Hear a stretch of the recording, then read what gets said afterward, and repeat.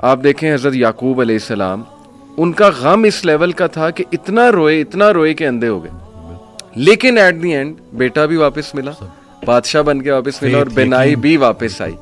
حضرت ایوب کا میں تفسیر پڑھا تھا ڈاکٹر صاحب، بھی سورہ انبیاء میں کافی انبیاء کو اللہ تعالیٰ نے ڈسکس کیا ہے، اسماعیل علیہ السلام، ذوالکفل، سلیمان، داؤد، سب کے بارے میں نا پھر اللہ کہتے ہیں کل من الصابرین، all of them were patient, اور اللہ تعالیٰ نے ان پہ رحمت کی. بہرحال تفسیر میں پڑھ رہا تھا کہ ایوب علیہ السلام کو اللہ نے بہت پین سے گزارا، یعنی وہ رو پڑے، اور انہوں نے کہا کہ ندا لگائی جب انہوں نے کہ انی مسنی الضر وانت ارحم الراحمین، کہ اے میرے رب تکلیف نے مجھے چھو لیا ہے اور تو بے شک تمام رحم کرنے والوں میں سے رحم کرنے والا ہے. تو لکھا ہوتا ہے تفسیر میں کہ the reason اللہ تعالیٰ made him go through all this tough time was to tell everyone کہ میں اپنے پیاروں کو تکلیف سے گزارتا ہوں. یہ نہ سمجھنا کہ میں تم سے ہیٹ کرتا ہوں یا میں جو ہے وہ کوئی تمہیں پنش کر رہا ہوں، کیونکہ دیکھو اگر ایوب گزر سکتے ہیں اور انبیاء گزر سکتے ہیں تو مے بی اس میں کوئی بہت بڑی حکمت ہے، پین میں، غم میں.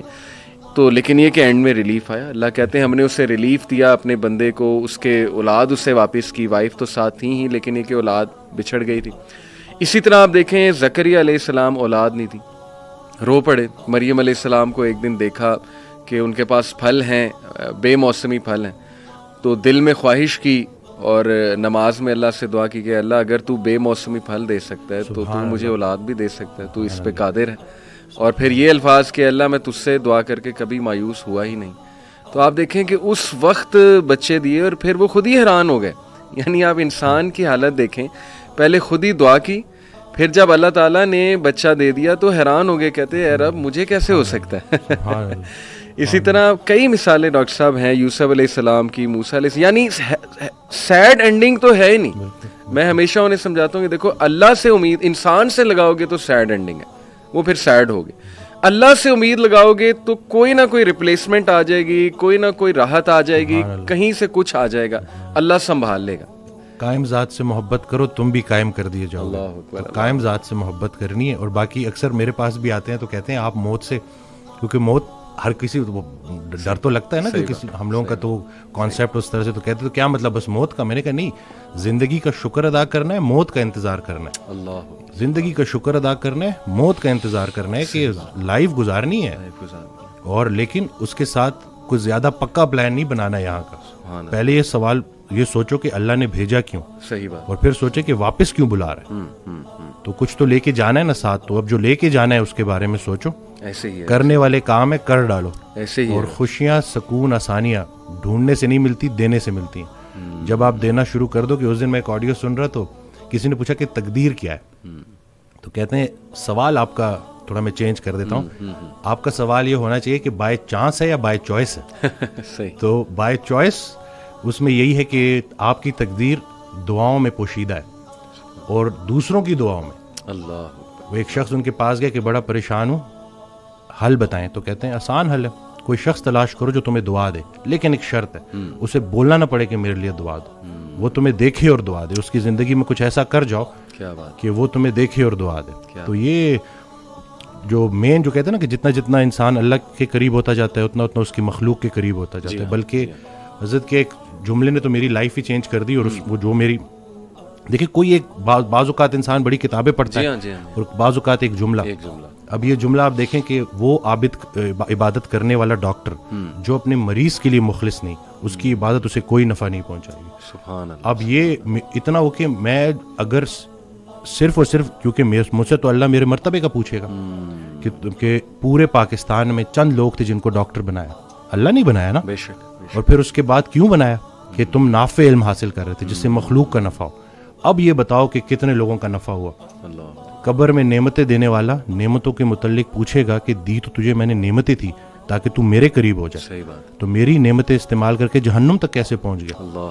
اور غافل کی آنکھ تب کھلتی ہے جب بند ہونے والی ہوتی ہے. بلکہ ایک اور جملہ کہ ہم زندگی فرعون کی مانگتے ہیں اور عاقبت موسیٰ کی مانگتے ہیں. تو یہ دیکھ لینا کہ اگر آپ کی نماز کا عمل آپ کی زندگی میں ظاہر ہونا چاہیے. اور باقی یہ ہے کہ اللہ تعالیٰ ہمیں نہیں پتا کہ کون سی چھوٹی نیکی کدھر جا کے ہمیں. صحیح بات ہے. تو یہ بس.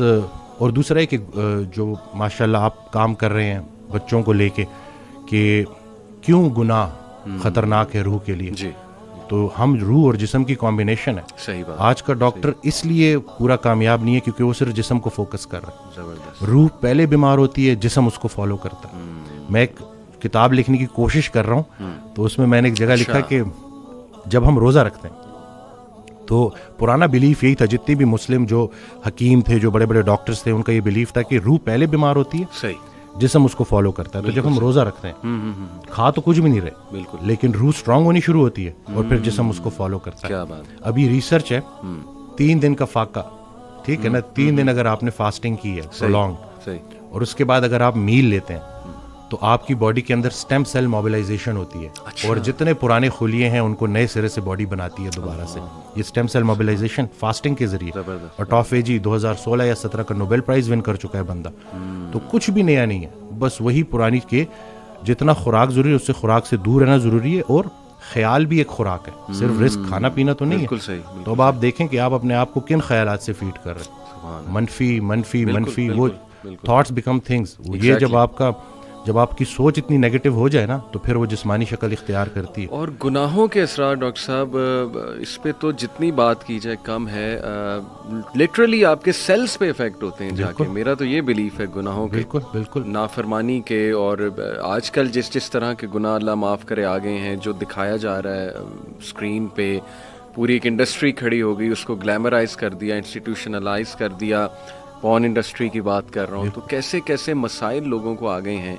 تو یہ اٹ آل پرووز کہ روح پہ افیکٹ ہوتا ہے تو جسم پہ افیکٹ. میرے پاس بچے آتے ہیں, تو اچھا ہوا کہ آپ نے یہ بات کر دی. میرے پاس بچے آتے ہیں تو میں حیران ہوا کہ وہ اس کو سم ہاؤ جسٹیفائی کر رہے ہوتے ہیں. اچھا, کہ جیسے کہیں کوئی مطلب خاتون تو نہیں ہے نا, یا ہم کسی کو نقصان تو نہیں پہنچا رہے, تو ان کو سمجھانا ہے کہ اب آنکھوں کو جو ہے نظاروں کا رزق دینا ہے جو اللہ کے قریب کریں.